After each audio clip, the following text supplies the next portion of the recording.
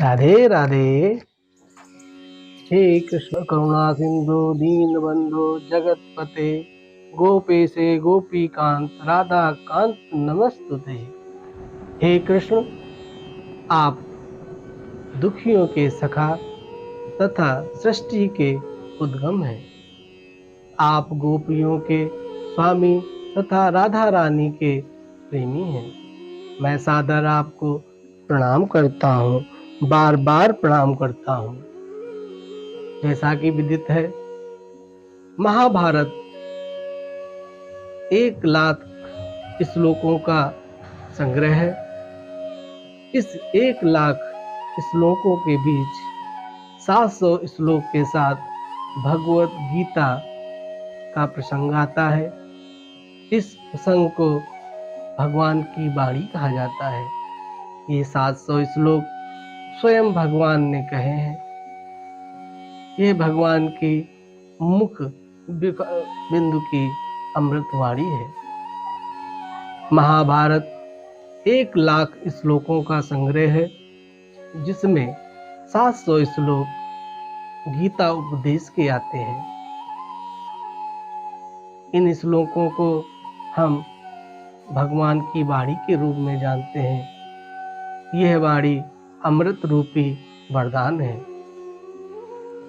इसमें धृतराष्ट्र ने 1 श्लोक कहा है, संजय ने 41 श्लोकों का वर्णन आता है, अर्जुन 84 श्लोकों को कहते हैं, स्वयं भगवान कृष्ण 574 श्लोकों को अपनी वाणी से इस पवित्र भागवत गीता में प्रवचन करते हैं। यह एक पवन पावनी गंगा की भांति पवित्र, निश्चल और मनोरथ को पूरा करने वाली वाणी है। इस भगवत गीता में भगवान ने अर्जुन को सीख दी, बताया कि यह जीवन किस प्रकार है। यह मानव जीवन जो आप जी रहे हैं, ये नश्वर है। जो जन्म लेता है उसे मृत्यु की प्राप्ति अवश्य होती है।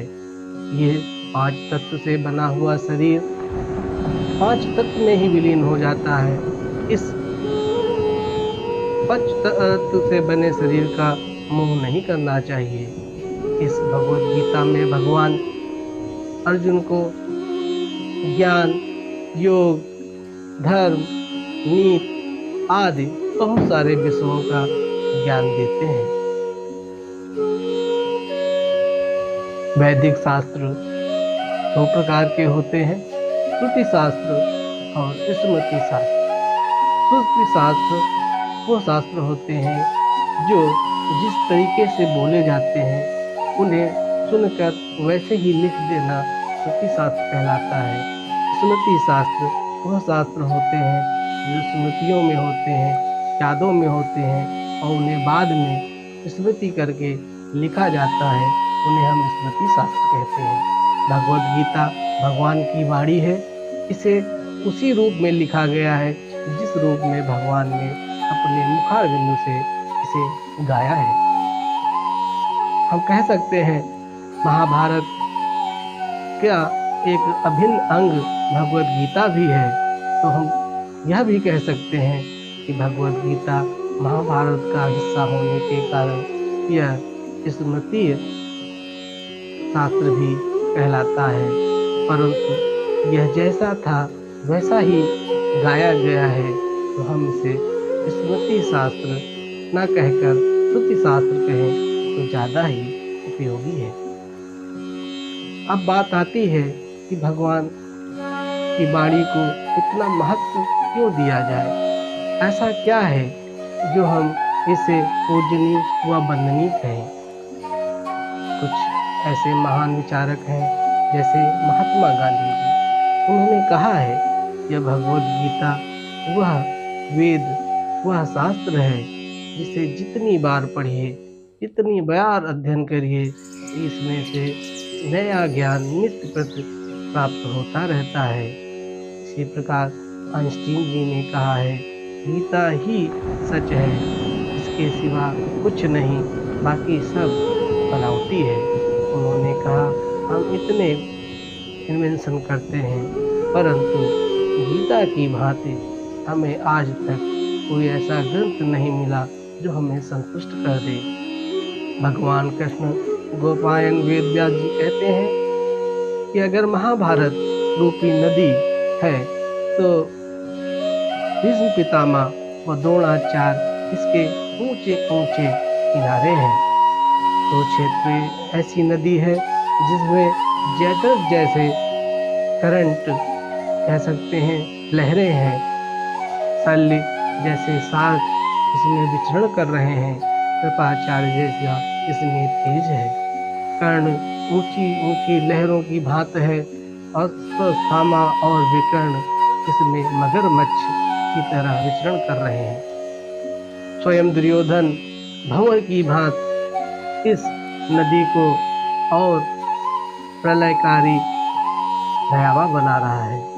इस तरीके की विकराल नदी को पांडवों को पार करना है, परंतु यह नदी भगवान के बिना पार नहीं हो सकती, क्योंकि पांडवों धर्म के पक्ष में युद्ध कर रहे हैं। जिधर धर्म होता है उधर भगवान स्वयं उपस्थित होते हैं।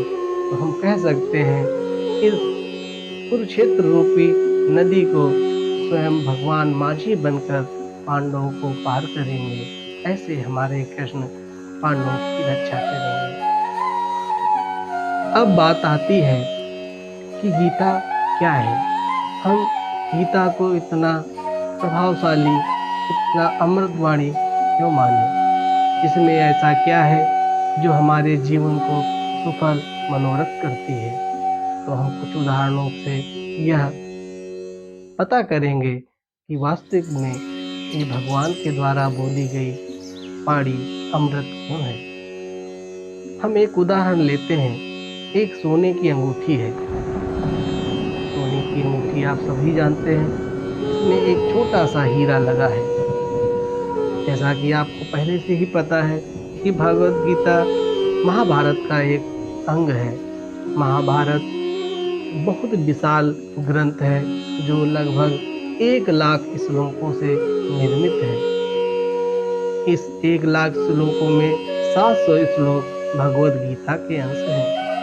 तो हम कह सकते हैं जो ये अंगूठी, सोने की अंगूठी है, यह खुद एक विशाल ग्रंथ महाभारत की भांति है, और जो इसमें हीरा लगा है वह भगवद गीता को समर्पित है, भगवद गीता का प्रतिनिधित्व करता है। परंतु सभी यही कहते हैं यह अंगूठी हीरे की अंगूठी है। उसी भांति भगवद गीता भी महाभारत का अंग होते हुए भी भगवद गीता को हम ज़्यादा महत्व देते हैं। यह भगवान स्वयं अपने मुखार बिंदु से इस जग को निहाल करते हैं और जीने का एक नया रास्ता, नया मार्ग प्रशस्त करते हैं। जो व्यक्ति इन नियमों का पालन करते हुए अपने जीवन को व्यतीत करता है वह परम धाम को प्राप्त करता है। इसी प्रकार हम दूसरे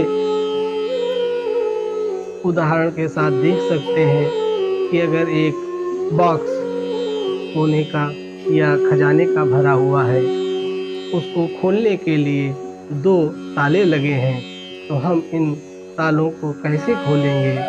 इसकी चाबी कौन होगी? हम इस भगवद गीता में ऐसे 2 श्लोकों को पढ़कर पता कर पाएंगे यह जो खजाने का बॉक्स है इन्हें हम कैसे खोल सकते हैं। इसे खोलने की चाबी 18 अध्याय के 65 और 66वें श्लोक में हमें प्राप्त होगा कि हम इस बंद खजाने के ताले को कैसे खोलेंगे। भगवान यहाँ स्वयं अपने मुखार बिंदु से बताएंगे कि यह खजाने का बॉक्स कैसे खुलेगा, यह कौन सी चाबी है। इस सब चीज़ों का हम भगवद गीता में सुनेंगे, भगवान की वाणी का आनंद लेंगे और अपने जीवन में उतारने का प्रयास करेंगे। की राधे राधे।